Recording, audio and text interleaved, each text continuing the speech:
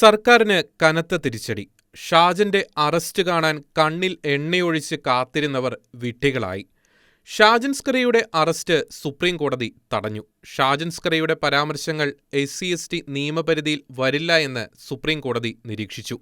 ഷാജൻ സ്കറിയ നടത്തിയ വിവാദ പരാമർശത്തിന്റെ തർജ്ജമ നേരിട്ട് വായിച്ചാണ് chief justice DY Chandrachud Shajan സ്കറിയയുടെ അറസ്റ്റ് തടഞ്ഞുകൊണ്ടുള്ള സ്റ്റേ 3 ആഴ്ചത്തേക്ക് നൽകിയത്. ഈ കേസിലെ സുപ്രധാന ആരോപണമായിരുന്ന SC/ST ആക്ട് നിലനിൽക്കില്ലെന്ന കോടതിയുടെ കണ്ടെത്തൽ ശ്രീനിജൻ MLAയുടെ ആരോപണത്തിന് തന്നെ മുനയൊടിച്ചിരിക്കുകയാണ്. പിന്നെ എന്തിനായിരുന്നു ഈ കോലാഹലങ്ങൾ? സർക്കാരും കൂടെ തുള്ളിയ എല്ലാവരും ഉത്തരം പറയേണ്ട ചോദ്യമാണത്. മറുനാടനെതിരെ സർക്കാർ സർവ്വസന്നാഹവുമെടുത്ത് വേട്ടയ്ക്കിറങ്ങിയപ്പോൾ കേസിന്റെ മെറിറ്റ് എന്താണ് എന്നുള്ള കാര്യം പോലും തമസ്കരിച്ച് അന്ധമായ മറുനാടൻ വിരോധവുമായി വാളെടുത്തവരോട് ഒന്നേ പറയാനുള്ളൂ: പുര കത്തുമ്പോൾ അല്ല വാഴ വെട്ടുക. കേസിനെ അതിന്റെ മെറിറ്റിന്റെ അടിസ്ഥാനത്തിലാണ് വിലയിരുത്തേണ്ടത്, അല്ലാതെ ഉള്ളിലുള്ള വിദ്വേഷവും വെറുപ്പും തീർക്കാനും ചിലരെ സുഖിപ്പിക്കാനുമല്ല ശ്രമിക്കേണ്ടത്. കേസ് സുപ്രീം കോടതി പരിഗണിക്കുന്ന ദിവസം പോലും ചില മാധ്യമങ്ങളെ വിളിച്ച് തീർത്തും വർഗീയപരമായ പരാമർശങ്ങൾ നടത്തിയ ജനപ്രതിനിധികളും രാഷ്ട്രീയക്കാരുമുണ്ട്.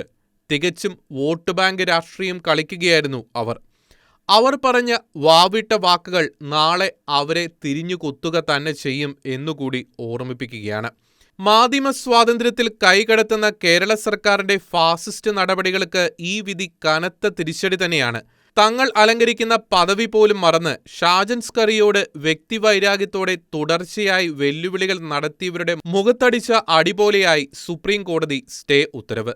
ജനപ്രതിനിധികളായിട്ടുള്ളവർ തെരുവുഗുണ്ടകളുടെ നിലവാരത്തിലേക്ക് താഴരുതെന്നുകൂടി ഓർമ്മിപ്പിക്കുകയാണ് ഇന്ന് ഹൈക്കോടതി ഈ വിഷയത്തിൽ നടത്തിയ പരാമർശങ്ങളും. ഷാജൻ സ്കറിയയുടെ മാധ്യമ പ്രവർത്തന ശൈലിയോട് വിയോജിപ്പുള്ളവർ ഉണ്ടായിരിക്കാം. സഭയ്ക്കെതിരെ പലപ്പോഴും മറുനാടൻ അകാരണമായും അന്യായമായും വാർത്തകൾ നൽകിയിട്ടുണ്ട് എന്ന ആക്ഷേപം നിലനിൽക്കെ തന്നെ പറയട്ടെ, ഷാജൻ സ്കറിയയുടെ പ്രവർത്തനത്തിൽ നിയമവിരുദ്ധമായി എന്തെങ്കിലും ഉണ്ടെങ്കിൽ തീർച്ചയായും കേസ് കൊടുക്കാം. പക്ഷേ ഒരു മാധ്യമ പ്രവർത്തകനെയും ഇതുപോലെ സ്വാർത്ഥ ലക്ഷ്യങ്ങൾക്കും ചിലരെ പ്രീതിപ്പെടുത്താനും വേണ്ടി സർക്കാർ സംവിധാനങ്ങൾ ഉപയോഗിച്ച് പേപ്പട്ടിയെപ്പോലെ ഇതുപോലെ വേട്ടയാടരുത്. 10,000-കണക്കിന് പ്രാർത്ഥനയും പിന്തുണയും സ്വന്തമായി ഉണ്ടായിരുന്ന ഷാജൻ സ്കറിയയ്ക്ക് ഇനി ധൈര്യമായി പുറത്തിറങ്ങി നടക്കാം.